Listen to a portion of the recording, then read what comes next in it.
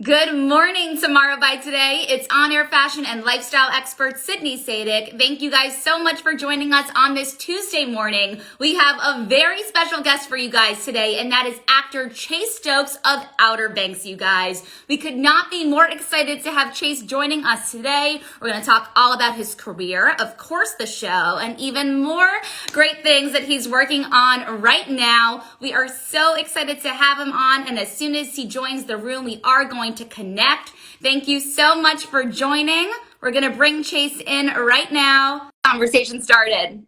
Here we go. All right. What's up? Hi. Good morning. How's it going? It's going well. How are you? I'm good. I'm, getting the morning started early, but thanks for having me today. I know, literally, rise and shine. Thank you so much for joining us on Tomorrow by Today. We're so excited to have you. Yeah, of course. Thanks for having me. Of course. Well, Chase, it is no secret that you are the star of the mega popular Netflix hit Outer Banks. How has life changed for you since landing the role of John B? Yeah, no, it's it's been a blessing to kind of watch people take the show and take it into their arms and bring it into their homes and families has been such a rewarding experience, and to kind of meet these people who have come on this journey with us it's been incredible, and it's been beyond just the element of the show being life changing. Just to know that we're touching lives and people have embraced us has been so beautiful and so rewarding. Totally. I mean, your fan base is just so loyal. They're there to watch, Right. every step of the way. I mean, it's crazy. Yeah, I mean it's been awesome to see people embrace it, and we've got some of the craziest, most incredible fans I think on this planet. So for those of you watching, thank you. You guys just got a kiss at home. I mean, that's some big stuff right there. They're definitely getting very excited behind their phone screens, that's for sure. Mhm. Well, you initially actually turned down this role, but then something sparked you to change your mind. So take us back to both of those decisions. Sure. Yeah. I mean, as an actor, sometimes you get these breakdowns for projects, and they're so secretive and so lucrative in the ways that they're presented to you. And this one just felt like, in the time space that we were in when I was auditioning, there were so many reboots and there were so many things being redone, and I was always so hesitant about trying to jump into the space of something that had already been done and potentially butchering it. Especially as a young actor, I think there's so many different options of where you can kind of look at something and say, "Oh, it's been done. Can I do it better?" Or is it going to be perceived as not as good as what had already been done? So when I got it, John B just felt like a pseudonym, and it said for on a treasure hunt. So I was like, this is just a Goonies reboot, and I don't want to do that. Like I'm such a big fan of the Goonies to begin with. So for me, it didn't feel like the right fit. And then a casting director from the East Coast, who had actually given me my first job ever, she had reached out to my representation and reached out to me and was like, "You got to do it. It's not the Goonies. I'll send you the first script." And so I read it, and I was immediately like, "Uh-oh, I've made a mistake over the last 2 months by putting this off." And so I did it, and one of the major influences on it was Jonas, and Jonas is one of the creators of the show. And when I got to Charleston for some of the reads, he just kind of immediately embraced me and saw me for who I was as a person, and saw that I had something in me, that I was capable of doing the job, and just sort of showed me the world. I mean, we have our office down here, and it's got Right. crazy pictures of what they imagine the show to be all over the walls, everywhere you go. And so when I saw it, I was like, oh my gosh, this is crazy. And if what I'm seeing as a visual representation here in the office, if we can bring that to life, then I think we have something special. So after kind of talking with him, and now being as close as him and I are, it was a no-brainer at that point. And just bringing this to life has been the most, for lack of better terms, I mean, I feel like I'm not even being truthful in this. It has been the best experience of my life, and I've had castmates that have turned into friends, and then friends into family, and it's just, I mean, it's what dreams are kind of made of. As cheesy as that sounds, it's been life changing. Feels like an understatement. I mean, that's an amazing story to hear. And clearly you made the right decision the second time around. And sometimes it takes a second, It you does, know? yeah. I mean, I originally read, I passed on John B, and then I read for Topper, and that was just a joke of an audition. So thankfully they, saw something in my ridiculous audition to let me come back and read for John B. So thanks guys for, you know, letting me screw up. And I think that's a testament to the show. I mean, we have times where we'll put something down on camera and we're like, yeah, that didn't feel right. And we'll just keep redoing it till we find something that feels right. So that's just kind of the magic of Outer Banks. And also just a great lesson for the younger generation to hear that sometimes in life it takes a couple of tries to, you know, find the right synergy, to find what works. Yeah. And it's not always on the first go around. It never is. I mean, I think anybody who seems to be perceived as somebody who's gotten it on the first try is going to tell you behind the scenes that this wasn't an overnight success, or, you know, whatever it is that you're, you know, chasing in life, that whether it's the first interview that you get that you're like, oh my gosh, this is going to help my career, or as an actor, you get a part and you're like, oh, this is going to, you know, push me into the next level. It's thousands and thousands of failures that have led to this moment. So, if you're young, if you're an actor or whatever you're aspiring to be, it's, you know, don't take failures as a loss, take it as a learning experience, and keep moving forward in that direction. Definitely wise words. I mean, fans are going crazy because the season finale of season 1 was left on a large cliffhanger. We already know season 2 is going to have something to do with the Bahamas. We've seen that. What else can you share with us as you're currently in the process of filming? Oh man, the $1 million question. You know, unfortunately, where we're at, and it's a blessing in disguise. You know, Netflix has been really great about being super tight-lipped about this season.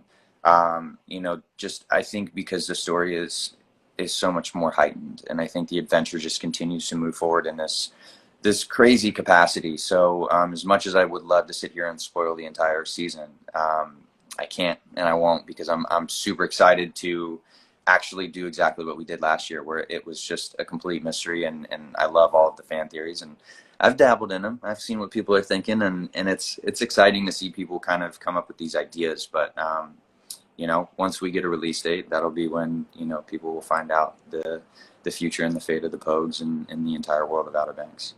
And people are ready for that release date. I'm seeing in the comments that is the #1 question we have here. But since you can't tell us too much about obviously what's going on in the upcoming season, what's something that we would be surprised to know as fans that goes on behind the scenes to make this show come to life in the incredible way that you said you've watched make it happen? Yeah, I mean, I think this season in particular, it's been how we've, you know, sort of fought through the adversity with, you know, this entire pandemic. You know, we've had an incredible team of epidemiologists over at Netflix that have given us sort of the lay of the land. Our UPM, Carol, has just taken everything on her shoulders and created just a safe and functional environment to work in, which has been really, really difficult, you know, with everything going on. So it's been COVID tests every day, you know, wearing the masks, wearing face shields, and still somehow making it feel like home, which has just been awesome. You know, I think everybody, you know, was a little bit hesitant at first, like, how is this going to work? How are we going to make this, you know, what we did last year, how are we going to redo that and recreate? Right.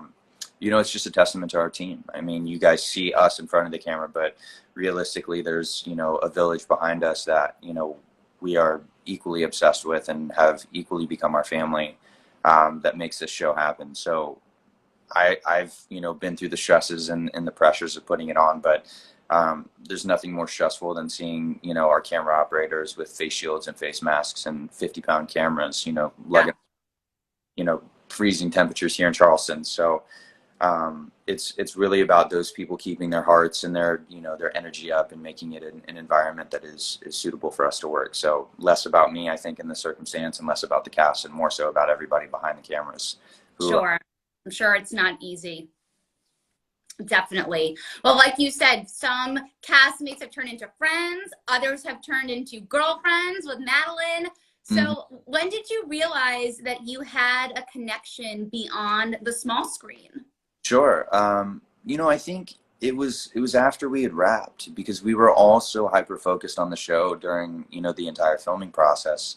And it was one of those things that I think we were so scared of screwing up or not making it right or getting this opportunity presented to us and just falling flat on our face, that the idea of relationships or anything beyond just what we were doing at work was not even in the forefront of our minds. So when it came to this whole quarantine period and really like spending time together, and as everybody knows, you know, we had this crazy quarantine experience where the majority of us were locked in a, you know, a 1-bedroom apartment in Los Angeles, which isn't the most spacious, you know, environment that you can come. Wild.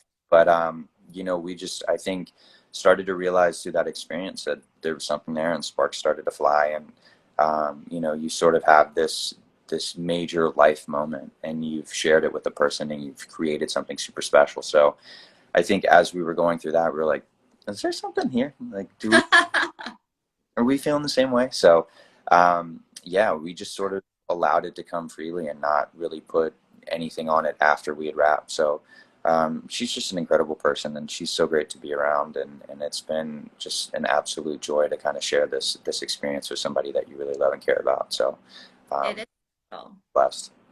It is special indeed. It's been so fun for everyone to watch and just to see, how authentic it really all is. How do you manage being able to sort of turn off your role, together when you're filming, and then bringing it back to real life and just embracing your relationship off screen?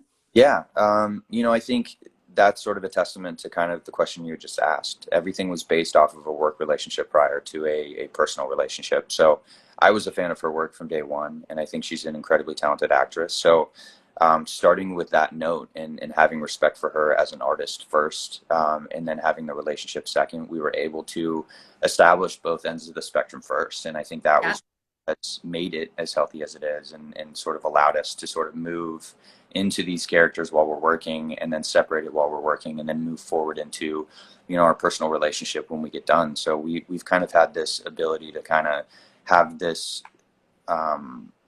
sort of ability to, when we go into our trailers and we start work, it's like, okay, all of the personal stuff is going to be set aside for right now, and what we need to do is focus on our professional life. And it's no different than anybody else who's in a relationship, in a work environment. I mean, you go to work, you do your job, you push each other to be the best at your specific position, whether you're an accountant, whether you're in marketing, whether you're a journalist, whatever it is. I mean, you have to respect the person's job space and make sure that it's a functional, professional, livable environment. And if you can't set those professional boundaries, then I don't think it's ever going to work. So we have the ability to be critical in a workspace. We have the ability to be critical at home.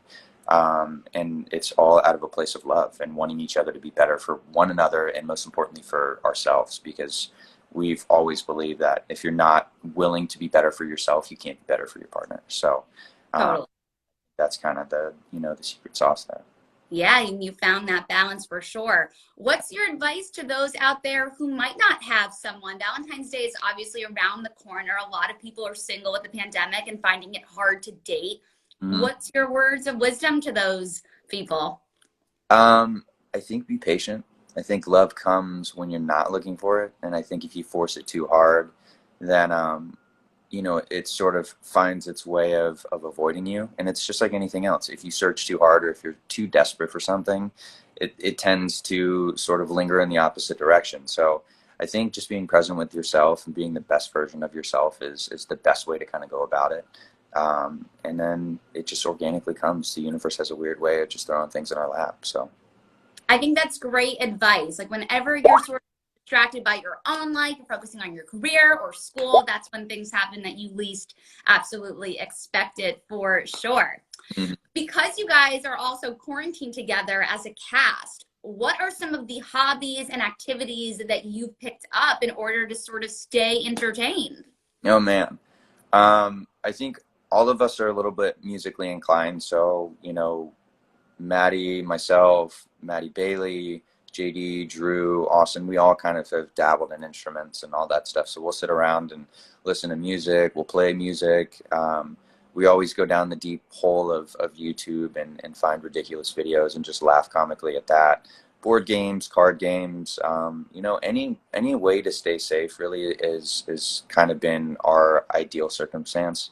Because we can't go out, we're really focused, and have been really focused on making sure that everybody stays healthy, because it's bigger than us. There's so many people on this crew who have children in school or have bills to pay, who haven't been employed for this time period. So it's been really, really important to us to find safe ways to stay in our little dormitory apartment complex that we've been living in over the past 6 months. But yeah, those are some of the kind of the key things that we've been doing. Yeah, and that's also why the show I think is even, even more special right now because people are feeling alone. It's hard to be at home constantly, and the show provides a big source of entertainment, and that's why people are so excited for the next season to come out. But you've been very vocal recently in how people with differing diets can play a role in finding love. Yeah. So, singles have apparently actually ranked the importance of dietary preferences over other things that we look for when we're dating someone. Yeah. It's crazy. I mean, I was reading through the survey pretty recently, and just hearing that people are more scared of dating somebody with a vegan-based diet than credit debt is kind of mind-boggling. I mean, I didn't understand going into this the level of stigma against dietary restrictions, and it's also crazy too because it could be for a health reason. Like some people Yeah. just specific food groups, and so it was just crazy to see that. And like 1 in 5 vegans, I think, are willing to break their diet on a first date because they don't want to be ashamed of having dietary restrictions. So it's a stigma that I think we need to change. So do you think it can work? Can someone who has a plant-based diet date someone who's into meat? Can it No, work? it's worked for me. I mean, I've this partnership with Sweet Earth has been great because it's really opened my eyes to how I can transition my diet, and I kind of have coined this term of being a flexitarian, which essentially means I'm not scared to kind of get out of my comfort zone. I mean, I was traditionally an animal-based protein person, but realizing the difference in how you can get your nutrition and trying these different levels of diets has been great. So it's been exciting. I mean, they have so many great products, whether it's the Mindful Chicken, the Veggie Lovers Pizza, the Pad Thai Bowl. And I've been eating these, they have these burritos. It's called the Curry Tiger Burrito. And they're weirdly so satisfying. Like usually for me, I'll eat a burrito and then I'll look at it and I'll be like, I could probably eat 3 more of these. So to get all the nutrients that I need in a product like this, that's all based on a plant-based product, has been really great. That sounds so good. Sounds delicious. You are getting so much love here, as you can see in the comments. The hearts are going wild. How have you processed becoming this heartthrob for people everywhere?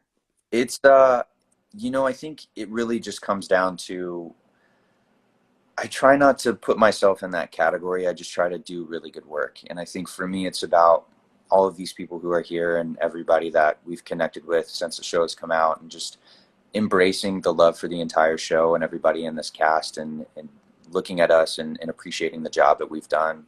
I think that's really how I look at it. I mean, to be an artist and to be validated by so many people is so rewarding. I mean, we go through so many no's consistently, and this is for every artist in every major city. I mean, you get more rejection than you do satisfaction.